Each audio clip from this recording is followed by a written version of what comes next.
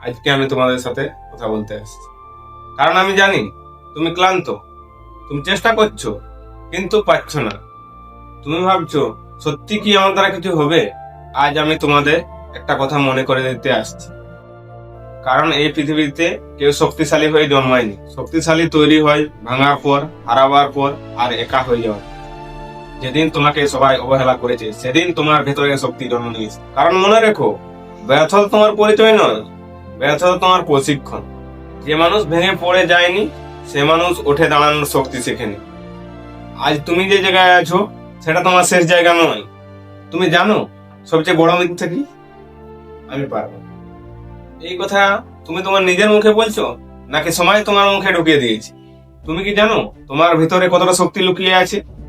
যেদিন তুমি হাল ছাড়ো না সেদিন তুমি জিতেছো, ফলাফল আসুক বা না আসুক।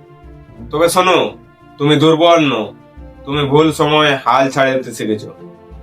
তো আজ থেকে সিদ্ধান্ত নাও, আর অভিযোগ নয়, আর নিজের কাছে হারা নয়, আর ভয়কে জয়ী হতে দেওয়া নয়।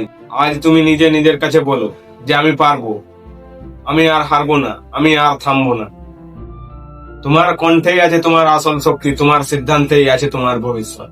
মনে রেখো, আজ তোমাকে দেখে যারা হাসছে তারাই একদিন তোমার নাম শুনে জ্বলবে।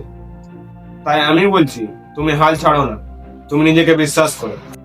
এই ছিল ভবিষ্যৎ পাওয়া শক্তির কণ্ঠ। যদি এই কথাগুলো তোমার হৃদয়ে লেগে থাকে তাহলে সাবস্ক্রাইব করো, কারণ এই কণ্ঠ থামবে না।